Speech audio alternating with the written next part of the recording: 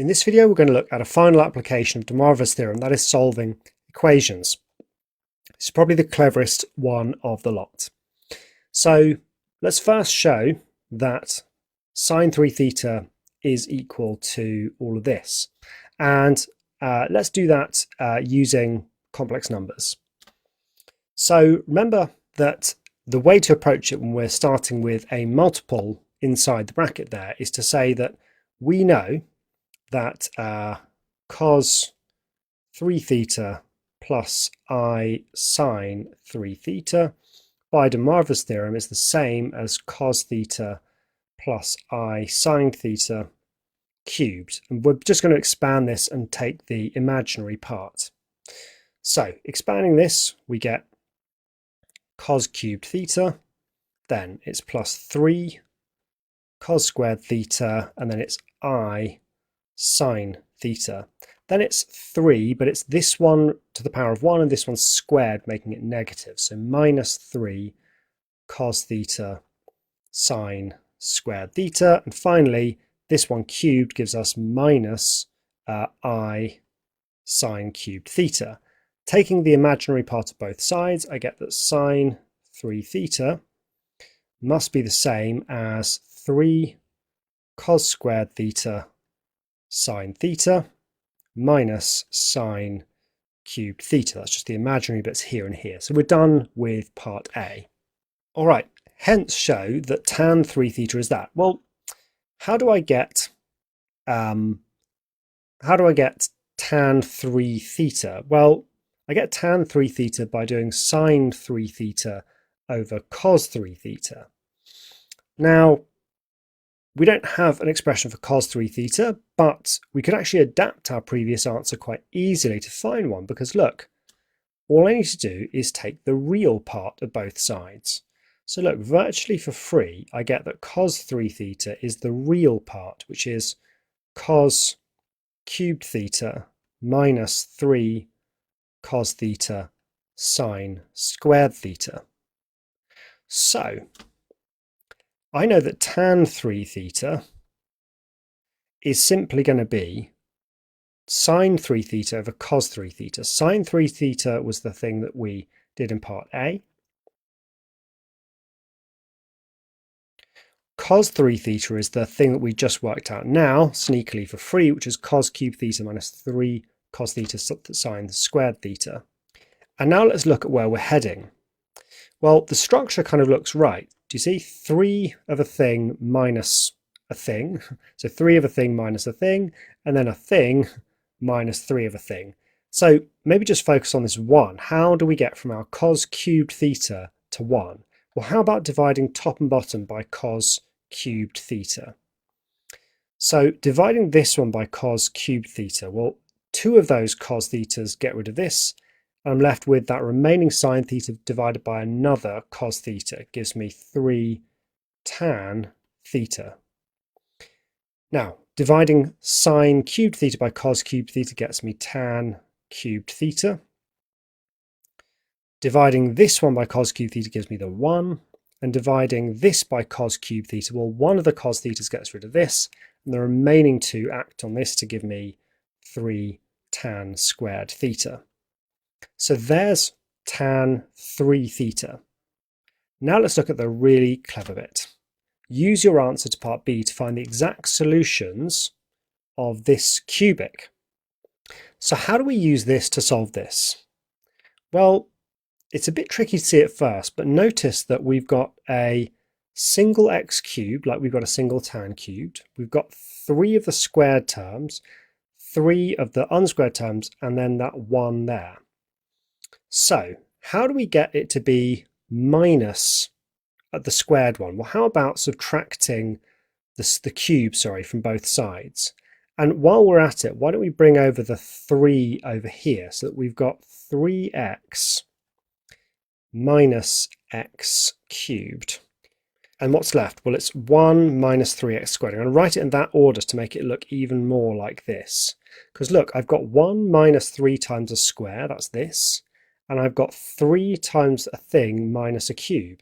Why don't we just divide both sides by this left-hand side? And that's 1 equals 3x minus x cubed over 1 minus 3x squared.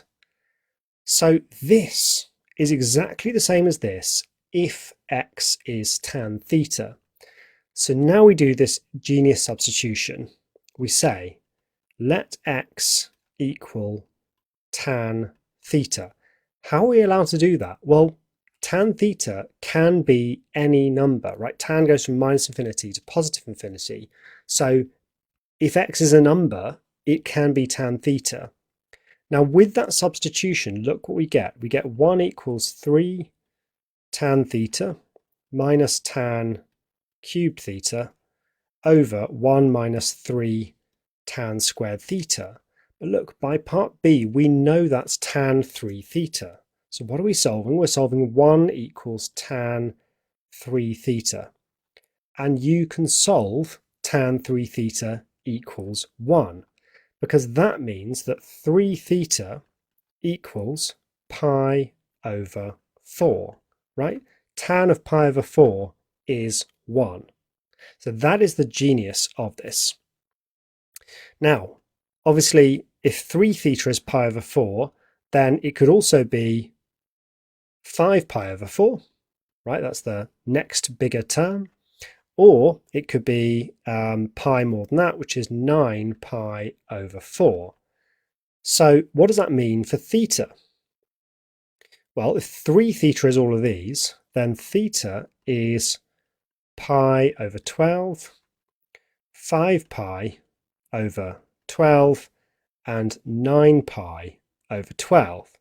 Well, now we know what theta is, we can work out what x is. This is what's so clever about this. X is just tan of these theta values. So tan of pi over 12 is 2 minus root 3. That just came from the calculator, obviously. Tan of 5 pi over 12 is 2 plus root 3. And tan of 9 pi over 12 is minus 1. And there are the 3 solutions to this cubic equation. Now, of course, maybe some of you guessed that minus 1 was an answer. Fair enough if you did, fair play, well done if you did. Yes, we could have actually guessed a solution and then factorized it out, but there are situations where that's not possible. And this absolutely genius technique here, where we basically use a trig identity to solve a cubic, I just think is brilliant. And this was actually figured out a long time ago, hundreds of years ago, I think around 500 years ago, as a really sneaky way of solving some cubic equations. And I just think it's brilliant. Okay, time for you to try one of these. So here it is, it's a big one. Pause the video and try this for yourself. Okay, so part A, we're going to use the Moivres theorem to prove that sine 7 theta is all of this. So we know what to do here, right? We start with cos 7 theta plus I sine 7 theta by de Moivres theorem. By de Moivres theorem is equal to cos theta plus I sine theta all to the power of 7. And yep, it's now just expanding, an enormous binomial expansion. So calculator and choose function at the ready. What do we have? Well, it's cos to the 7 theta plus 7 choose 1, cos to the 6 theta times I, sneak that in there, sine theta. Then 7 choose 2 is 21, and it's now minus because the I gets squared. So 21 cos to the 5 theta sine squared theta. 7 choose 3 is 35, and that's minus 35 I cos to the 4 theta sine cubed theta. Now it's just running backwards, so let's see, what are we on? We're on plus 35 cos cubed theta sine to the 4 theta, then plus 21 cos squared theta out I sine to the 5 theta, then we're on minus 7 cos theta sine to the 6 theta, and finally minus I sine to the 7 theta.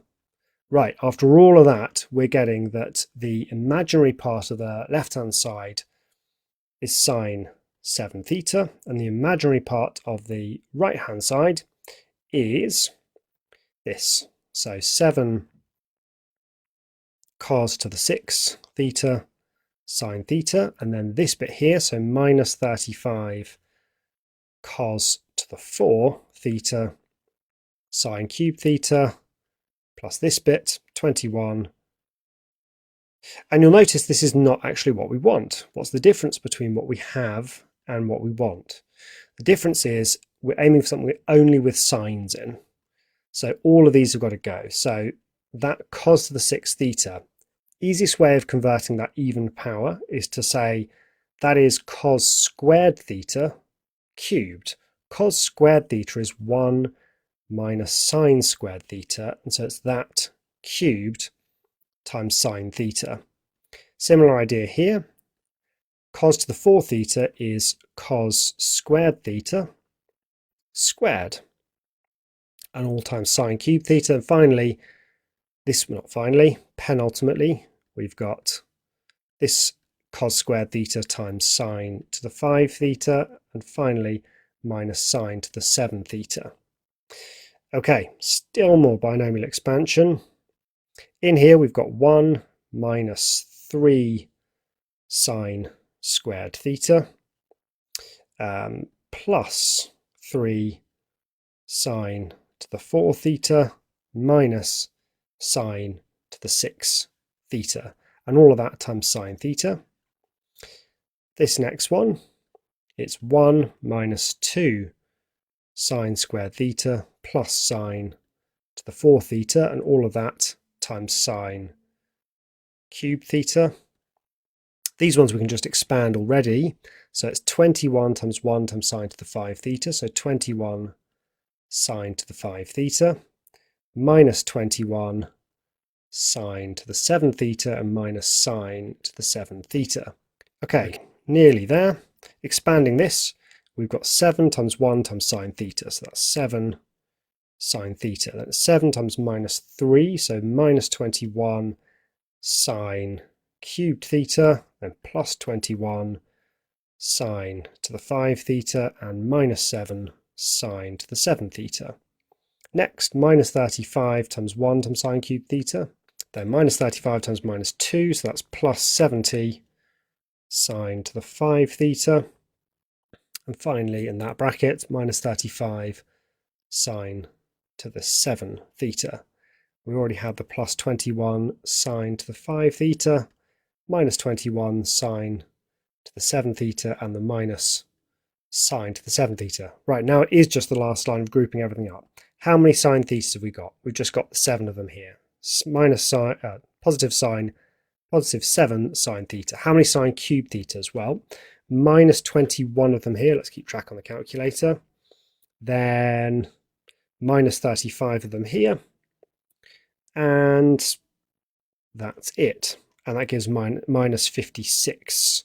Minus 56 sine cubed theta. How many sine to the 5 thetas? 21 of them there. 70 of them there. And 21 of them there, giving a total of 112, so plus 112 sine to the 5 theta. And finally, the sine 7 thetas, I've got minus 7 of them there, minus 35 of them there, minus 21 of them there, and minus 1 for good luck at the end is minus 64 of them. And a lot of ink later, we have done part A. Okay, let's look at part B. So hence find the distinct roots of this equation. So again, we're looking for the connection between this and the one above. And in this case, it's much more obvious, right? It's that I can see the 7x is that, the minus 56x cubed is that, and so on. So all I need to do here is let x equal sine theta.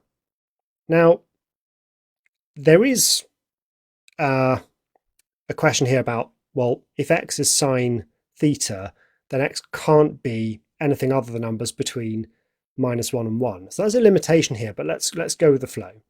So if I say let x equal sine theta, what I get is 1 plus, and it's just exactly all of this, and all of this is sine 7 theta. So it's 1 plus sine 7 theta, and that's supposed to equal 0.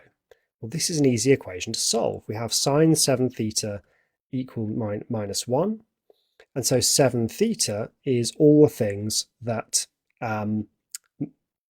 sine of which gives you -1. And so inverse sine of -1, let's just solve all of these. So I want the first 7 solutions. Let's take the first positive 7 solutions.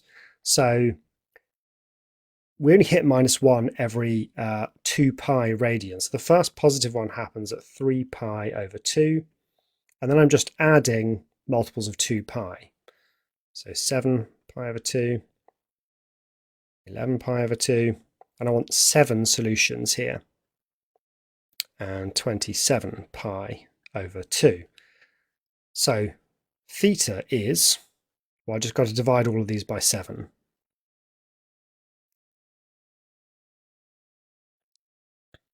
And so my answer is just going to be x, well, it's just sine of all of these, right? I've now found theta, so I just need to find sine of each of these. So that first one, I get 0.623. Sine of pi over 2 is just 1, so 1 was a solution to that. I get another repeat here, so that's that. When I do sine of this one, it's the same as that. Sine of 15 pi over 14 is minus 0.223. Sine of 19 pi over 14 is minus 0.901. Sine of 23 pi over 14 is the same as that. And the last one's the same as that. So I actually get these 4 solutions. So there are 4 distinct roots to that equation. So pretty clever that we can use trig to solve all of these. Okay, that's all for our applications of de Moivre's theorem. I'll see you in the next video.